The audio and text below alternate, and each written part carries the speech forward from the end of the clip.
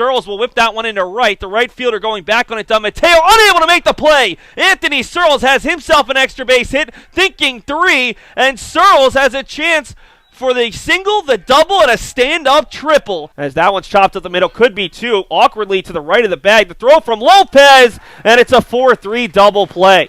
The Beacons got 2 in the last half inning. That ball hit out to left field. Going back on it is Lopez. Is this the first home run in Monon Park history? It is. It's a grand slam for Matt Moskal, and Roger Williams leads 12-2. Swung on and missed. 4 straight strikeouts for Garcia. Now the Beacons' bats have to get going. That ball's hit out to right center field. Danielson's running over. Frashino's over there, and Frashino makes a diving play. What a play by Sal Frashino, just short of the wall. 2-0 pitch to Berlinski, hit out to right. Herzog's going back, is under it, and the Beacons have won their first ever Little East Conference regular season title, and Steve Consiglio is at the bottom of the dog pile. Bottom of the 3rd inning, we'll see Josh Lopez and then the top of the order. Lopez, who led off in game number 1, takes the first pitch on the outside corner, and Bill, this is a guy who, if you're going to make a long tournament run, you hope to get some better results. He hit over 300 last season, came in hitting 213 into today, but he had 2 hits in that first game, and he's looked like a more aggressive hitter at the plate today. Yeah, he's getting comfortable. Hitting in the top of the order in game 1 helped as well, and if he can keep that going, the Beacons become really hard to stop because there aren't many holes in this order 1 through 9. 2-1 here to Lopez. Lopez out of the state of Connecticut, New Haven product. Beacons with 1 run on 2 hits. Rhode Island College has 1 hit and 1 error, no runs. That ball hits softly down the right field line, tailing foul. Lynch is under it and makes the play with his back turned to home plate. That's actually a really, really, really tough catch. He basically didn't see the ball for a little bit there, had to just trust that as it would come down over his shoulder, he could make the catch that way. Not necessarily how you draw it up, but it worked. Yeah, the opposite of the Willie Mays basket catch. Instead of catching it over the shoulder, he sort of caught it over the head, but a nice play by the first baseman. As Danielson shows bunt, pops it up. It's going to get far enough away from Cahoon to bounce off the red turf, but unsuccessful on that bunt attempt. Danielson stayed alive in a 7-pitch first appearance and walked, stole second, and scored on a single from Ryan Olivo. A little bit of help from the right fielder Edward Appice, who bobbled it for the lone run here in game number 2. 0-1 pitch to Lionel. A little bit high as the pitch came out funny out of the hand of P.J. Watson, who's had a really nice appearance thus far. Just the 2 hits and 4 strikeouts. Yeah, and mixing pitches well and keeping the ball down, which is the big key. 1-1 swung on and missed.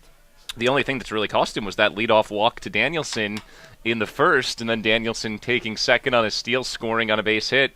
You pay for walks against speedy base runners like Danielson, and he did in that first inning. 1-2 cut on and missed. Danielson lunging at it and couldn't catch up. The 5th strikeout for Watson. As Morin and Watson have combined already for 9 strikeouts amongst the first 17 outs. As we'll see Dan Mantoni step up. Mantoni was the first strikeout victim against Watson. 1-0 here to Mantoni, who had a big RBI double off the left center field wall. Caught part of the monster in game 1. 1-0 to the junior captain. Swings and hits that ball a mile out to left. Looking up, and it's gone. Dan Mantoni picks up his 5th homer of the season, and he makes it a 2-0 game. Boy, that ball was absolutely destroyed. He hit a ball earlier that went off the top of the monster that would have been a home run in almost any other park. This one, the same way. He is locked in today, seeing the ball really well. And again, that's the danger of Watson's flat fastball. When you leave it up, it can be crushed. 5 homers for Mantoni, 5 homers for the guy stepping up, Dave Murphy, and 5 homers for the Beacons, 5-hole hitter Anthony Searles. His team doesn't hit a ton of them, but those 3 guys are the guys very capable, as Murphy still looking for his first hit of the day. He struck out swinging that first at bat, and the trouble when you don't vary up your speeds that much, Bill, is The second and third time they catch up, they sort of figure out your game a little bit. Yep. Makes it much more difficult going through the order multiple times is Murphy, even in the count at 1-1.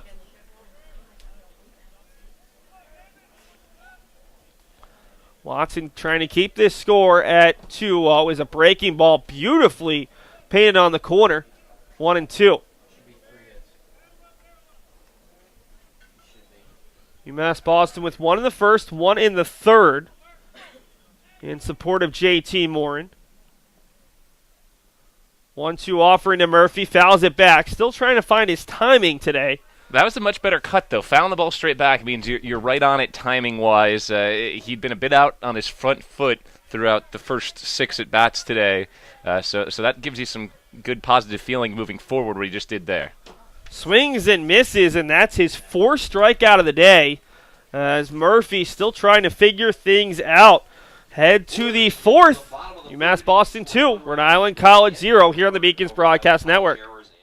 Bottom of the 5th here at Monin Park. Westfield State with 3 in the top half of the inning to tie the game at 3-3 as Dan Mantoni, an awkward check swing there.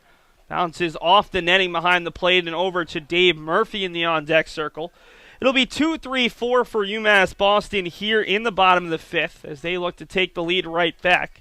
Beacons with 1 run in the 2nd and 2 more in the 4th. The Beacons have not necessarily been hitting the way they would like. The pitching has been good for the most part this season. It's a team they're hitting just .268. Mantoni came in as one of 2 batters hitting over 300, a team-high .304, but he's 0 for 2 today. It's the 1-1 pitch to Mantoni, very high, 2-1. Mantoni struck out swinging in the first and grounded out to third in the third. As he faces off against Matt Nunes, who just like Trey Mendoza, making his first start of the season. Nunes, though, hadn't pitched more than an inning all season as Mantoni rifles that one out to center. Murphy's over in right center and makes the play just about 390 feet away from the dish, just short of the warning track out there in right center, as Mantoni is retired for the 3rd time today. It'll be Dave Murphy up to the dish, yet to be retired today.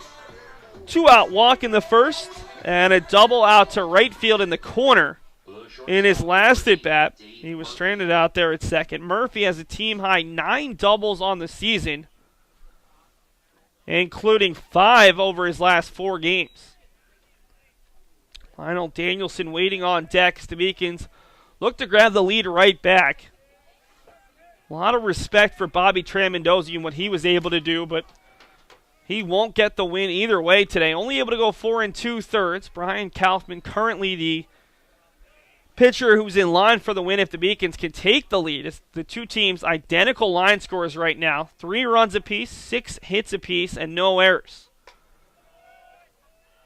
3-0 to Murphy. He's already walked once in this one.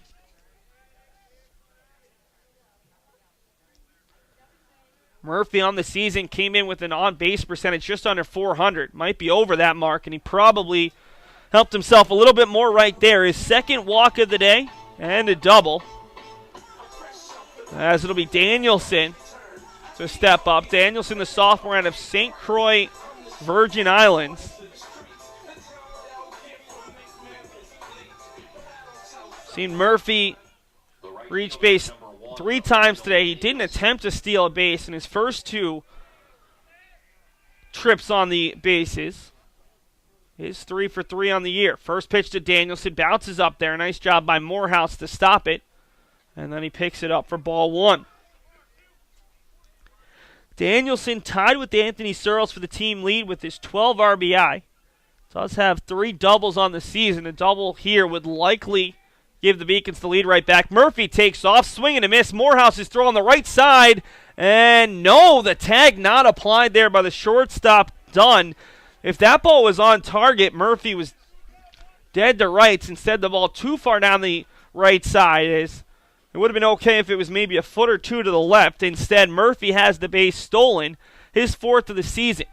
Morehouse does have 1 runner caught stealing today. It's a 1-1 count here for Danielson, breaking ball too far inside, 2-1. Higgins looking for their 3rd inning with a run through the first 5. as they work against Matt Nunes, the junior righty, mostly reliever out of Taunton, Mass. 2-1 pitch here to Danielson. Bounces up there. And either our scoreboard's wrong or Danielson just miscounted, as that was ball 3. And that was Lionel.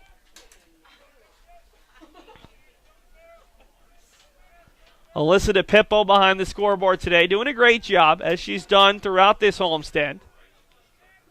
3-1 to Danielson. Chopped over to the third baseman, Sheridan. He'll take it across the diamond, and Murphy unable to advance.